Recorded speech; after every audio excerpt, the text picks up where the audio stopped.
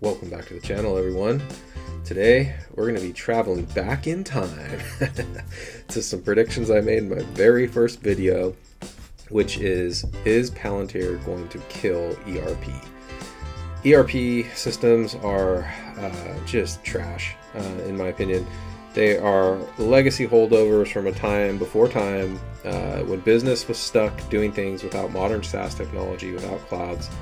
And what's interesting about Palantir is that I saw long time ago what a platform like this, if you could build applications on top of the data warehouse, on top of your data lakes, the need for an ERP system just starts to fade away and go out the window, especially if you have all of the tools you have at your disposal to build applications that you would on a platform like AWS, but made accessible to the average user.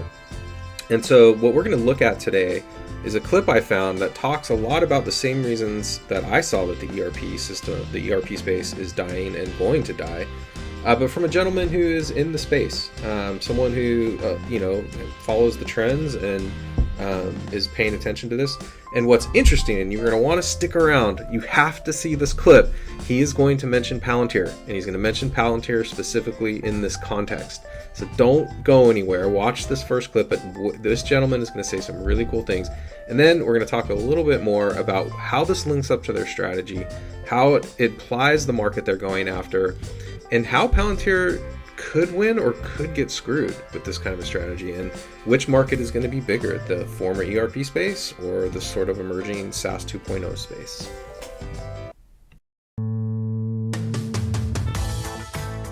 Now, I mentioned before the cloud evolution with ERP systems, which in general is a good thing, and organizations are largely embracing the cloud. They're not all there yet in terms of adoption, but they're moving quickly to the cloud. But one of the things we're seeing is as ERP vendors move their flagship products to the cloud, it's exposing a lot of vulnerabilities, and it's showing how hard it is to move from an on-premise type of environment to a cloud environment, which requires, in many cases, an entire rewrite of the software that they spent decades building. So now what we're seeing is a time in history where ERP systems are not fully developed. They're not mature. There's a lot of weaknesses in the software because they haven't finished that migration from on-premise to the cloud. So we're at a unique moment in history in the ERP software space in that ERP systems aren't playing to their strengths in that way as well, in addition to the lack of integration I mentioned a moment ago. The other thing that cloud is doing is it's further perpetuating the first point I made, which is that you've got these upstart best-of-breed solutions that can be developed and deployed quickly or relatively quickly to organizations throughout the world. And that's creating more pressure and more competition for the traditional ERP vendors. So the fact that cloud is evolving so quickly and becoming such a mainstream software for organizations throughout the world means that we're seeing a slow death of ERP software in that regard as well. ERP systems have had a bad rap over the years for being inflexible. That hasn't really changed a whole lot, although I will say ERP systems are a lot more flexible now than they were 20 or 30 years ago. However, organizations and their pace of change and the macroeconomic forces that are forcing them to change, I would argue, is changing a lot faster than ERP systems are able to change. I mentioned before how these big, massive ERP systems take a long time to develop and write and make changes to the code and that sort of thing. And that just takes a long time, especially when the world is changing so quickly. Supply chains are being disrupted. Geopolitical forces are changing the way organizations work. And organizations just in general are having to change and respond quicker than ERP software oftentimes will allow.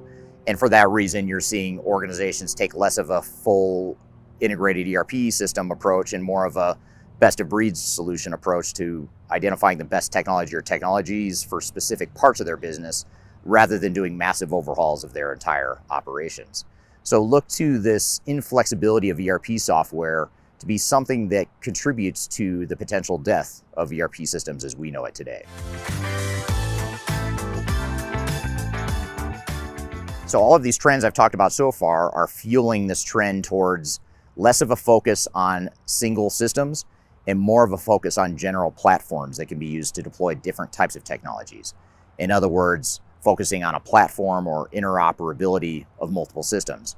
Some may call it best of breed, which is historically what we've referred to it as.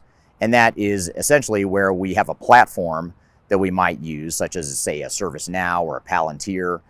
Even Salesforce is another example of a software vendor that provides more of a platform rather than just a software solution.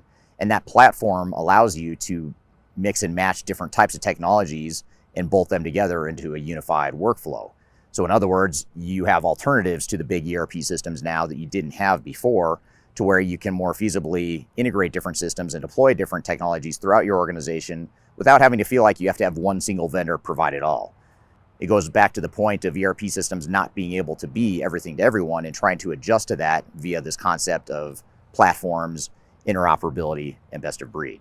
So the fact that you have these options now with platforms, with ServiceNow, Palantir, and some of these other software platform providers, is further eroding the dominant market share that ERP systems have historically enjoyed in the enterprise technology space.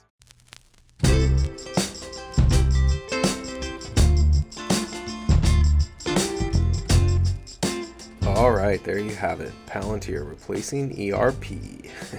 It's good to not be the only one saying that. And the strategy makes a little more sense if you're thinking about, like, why is the entry point so high? Why wouldn't they have a free trial? Well, it's kind of common in those giant ERP spaces to be a walled garden and to look a lot like that. Think Oracle, think, some of these other ERP providers, Microsoft, SAP. They tend to operate that way. However, I have issue with this, and the main one being is that you just heard that gentleman explain the industry trends that are displacing ERP. You do not want to look like ERP in that kind of environment. In fact, a lot of the criticism I've heard of Foundry is it's too invasive and the entry point's too high, which looks a lot like the ERP systems these companies are trying to get away from. They're like coming out of an abusive relationship. They don't want to go back into an abusive relationship that looks a lot like the old one. Also, I also think the hiring pool matters. If you really do want to displace ERP, you need a lot of people trained on the system. Databricks, Snowflake, Microsoft, they're going to have a lot more people certified, a lot more people trained. It would make a lot of sense if you're a company looking to do something invasive to have the broadest hiring pool possible. So in my opinion, and also just organically in technology, the growth starts from the bottom up, not the top down. It's not the way this works. So anyway, I still have issue with the strategy, but I hope you enjoyed this video, and I will see you next time.